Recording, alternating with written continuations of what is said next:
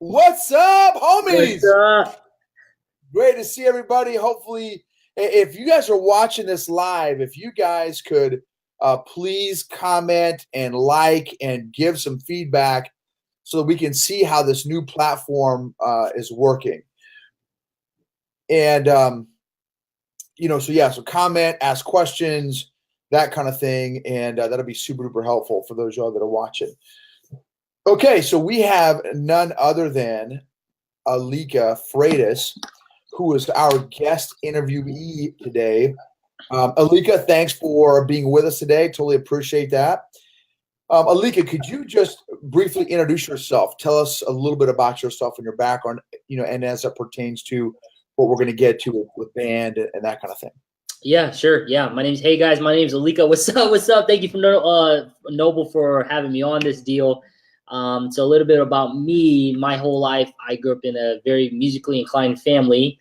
So it is not a surprise that ended up being a huge passion of mine, specifically in the area of marching band. And we're down here in the South, and marching band down here is kind of a big deal down here. And yeah, it's actually a really big deal down here. And yeah, I actually not only marched in a marching band, but just excelled very, very quickly in it. In leadership. I've been one of the top in the state. I've been second in the state in my instrument. And then I went from playing, and specifically I played percussion, so drums and stuff like that. And then from there, I went into also teaching. As far as playing, I played from literally 9-10 years old all the way through college, and that's kind of where I even majored in music. That was a big deal.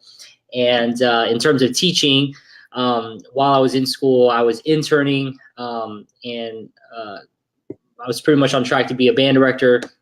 And every time I got a chance to come back home, which was weekly, I would come back home and I would intern at my alma mater high school, and I would end up teaching that drumline and that marching band to the degree where from when we started teaching, took that band to a national title, and it was honestly pretty cool. And just a little bit of that.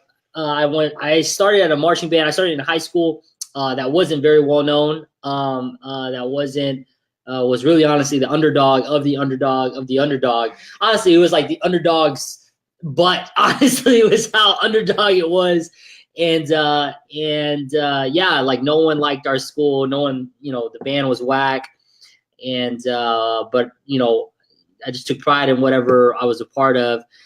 And as soon as I started coming back and started teaching, it was slowly but surely, it took a lot of consistency and stuff like that. Took the band to national title. They've actually won 3 national titles since then. Drumline is one of the top in the nation. It's won the national title 3 times as well. And yeah, that's a little bit about me and my marching band background there. That is awesome. Okay, so that last piece there. So you said, tell me again that the national thing, and then you get second or something like that. What? Tell me that. Yeah. So as soon as I graduated high school, I was marching in the band in college. I went to North Carolina A&T State University. And once I started teaching, we made it to the national competition, but we actually didn't win. We didn't place. I think we placed like 4th place, which was okay. But the next year, so my second year of teaching, the band ended up getting 2nd place national title, and then the 3rd year they got 1st place national title. The drumline got 1st place my 3rd year teaching as well. And yeah. Okay, and there's even more to the story. If I remember correctly, you have since number of the folk band at the time when you were coaching them to that national level ranking. what did you say that you have discovered about a number of the folks that were in the band when you were coaching them? Oh yeah, for sure. Yeah, easily. If not all of them, I would say probably 90%, 90 to 95% of them are all in leadership positions in their colleges, because they're now in college, and so they're now either sophomore, juniors, or seniors, or graduated college. A couple years out or whatever the case may be. And all of them have they're either top in their instrument, they're either top in, they're in a leadership role, whether that's, they run their sections. So in marching band, you run your sections. So if you're a trumpet player, you have a section leader for the trumpets, you have a section leader for the drum line, you have a section leader for the trombones, so on and so forth. So majority of 90 to 95% of the people in the band during those years, they're all in college, playing in a marching. All the ones that are playing in a marching band in college, they all took leadership roles. 3 of them are collegiate drum majors. 3 or 4 of them are collegiate drum majors. And what that means, those are the guys that are in the front of the band. So, you have section leaders, and then you have guys who are pretty much like the 2IC of the band. They're the student band directors. So they're the guys who are marching in the front. They're leading the way. So I believe 3 or 4 of them are collegiate drum majors during those times. Honestly, no, I think it's actually 5 or 6 now, because one of them is actually a drum major this year. Some of them have played at. Some of them have marched in Super Bowls. Some of them have marched with Beyonce. Some of them have marched with several other folks, several other artists. So their talent has really taken them to really a professional level. Hawaiian Nick Cannon, that's right. And so yeah. No, and so yeah. So to answer your question, though, about 90 to 95% of the students that were marching in those years are in leadership positions, and if they're not, if they're no longer marching or they stop marching, the ones who marched and are now in corporate America or whatever their careers or whatever the case may be, they're at top in their careers. One of the guys, he made it straight from college, and now is an executive with Google. In London, and that is not normal for a student to do that. They've been a number of them have been student body presidents, class presidents of their colleges, of their class, head of fraternities and sororities, like literally you name it. Majority of all of them have become just amazing leaders who have taken it to the next level. So yeah. Okay, so let me just I want to stick with that thought there. There's a ton of questions, so we'll do maybe ongoing. Well, let's do we just got a question right now that that I want to post. Boom! Can you see that? Can you see the question that popped up? Yeah. So, what was your biggest leadership challenge with creating unity? Yeah, that is an awesome question. Oh man, this gave you all fired up. Oh man, what is the biggest leadership challenge with creating unity? When everyone had separate visions, everyone had so many different places that they had, their own way they wanted to do things. They had their own ideas that weren't a part of our culture. It wasn't who we were. So just to give you a little bit more of the backstory, when I first started teaching, when I was in the marching band at this high school, quick little story here. There was a moment in time where I wanted to skedaddle. Like I wanted to drop, I wanted to leave, and I wanted to go to another band. I wanted to legit transfer to another high school. Because I had all these, it was like so many things I wanted to do. And my band director was not having it. Like he wasn't having it. He didn't want to do any of it. I almost felt like I was a little bit limited and all these different things. I felt like I had all these ideas, and I felt like we were losing for no reason. You know what I mean? Like I felt like we had so much talent and stuff, and we weren't utilizing what we had. And so kind of fast forward, I was humbled. I was humbled. That was a lesson I learned, because, one, I wasn't the director. My band director was, and he had a vision. And once I realized how impactful his vision was, because his vision wasn't even just about marching band. His vision was really to change the home. His vision was really to help a lot of these students get off the streets. A lot of the folks in the band, typical stuff, do drugs, don't have happy homes, stuff like that. So he wanted to impact that. And so I was like, man, like I can roll with that. Like I like that. Like I dig that.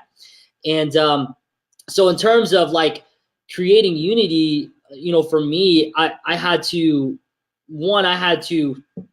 attach myself to the band director's vision that he had, instead of me trying to do my own thing and him trying to do his own thing. There was no collaboration. There was no nothing. It's really more like a competition within our own, on the same team. We're all on the same team, and we're competing against ourselves. And so, in terms of creating unity, I really started not only holding the vision and loving the vision. I also started speaking the vision, and also, try to see, okay, how can I add to this? How can I do my part in this vision that, my director has? And so kind of fast forward a little bit more, I remember, I just graduated. So I didn't leave the school. I ended up staying and marching. I was also a drum major in high school. And once I went to college and I came back home to start teaching, we still sucked. Like it wasn't like a insta like, oh yeah, Alika's back. He's gonna teach us everything. We're gonna rock. Like no, we sucked. We sucked really bad. And I remember it like it was yesterday. I always used to tell the dudes and girls, every practice, after we were done, the drum line. I was specifically over the drum line at first. Every practice, we always stayed late. Like we always stayed late, and the whole band would leave, and we would all stay late. And I always told them, I said, look, one day, people are gonna know this band's name. Like one day, people are gonna know like who this band is. They might not even know what marching band is or a fan. Like they are just gonna know that you're gonna say this school, and they're gonna think marching band. Like that's exactly what they're gonna think. And so in terms of like creating unity, one of the challenges was, really just helping everybody like just understand the vision and how like this is a big deal. This is something that's going to get, passed down for years and years and years. The second thing is, once we understood the vision, we started speaking the same things. Like, we weren't even the best in terms of collectively in talent and skill. Like, I had dudes that didn't even know how to read music yet, and I had to start from scratch. And so we weren't even the best in terms of skill or what paper said, but it was amazing, like how much these students, like, they just persevere. Like they wanted to grow, they wanted to be better, they wanted to prove the masses wrong. And honestly, I feel like we were just sick and tired of going to a competition and knowing we sucked, and then the results saying that we sucked. And so we kind of utilized that as fuel to go into the next competition better. So we started speaking the same things. Like, yep, one day people are gonna know this, this drumline's name. We even have some sayings that like only the drumline says, like that really just kind of gives it a little bit of camaraderie and stuff and stuff. The third thing is, before every performance, we always prayed, and that was something that we definitely wanted to make sure that we implemented. And then the fourth thing I would say is, because the school is also extremely diverse, and with an extreme diverse culture, there's also a lot of things to deal with. You know what I mean? Like, you have, this household, you have this kid who grew up in a good home. You have this kid who didn't grow up in a good home. You have this kid who's homeless, or whatever the case may be. Like, how can we jive? How can everybody jive? And one thing I always learn from my family, and I always wanted to teach with them, like, look, like,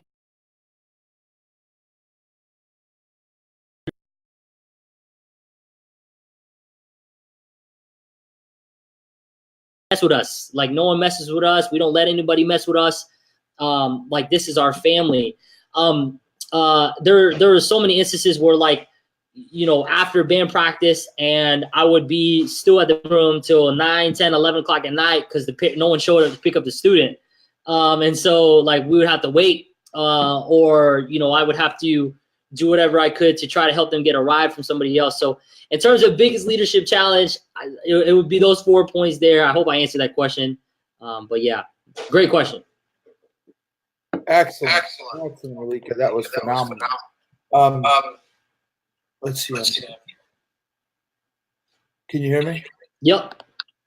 Okay, great. All right, so hopefully we won't get any more feedback there. Great job. So we're gonna cap it there. Questions, Alika, but that was absolutely fun. Appreciate you sharing.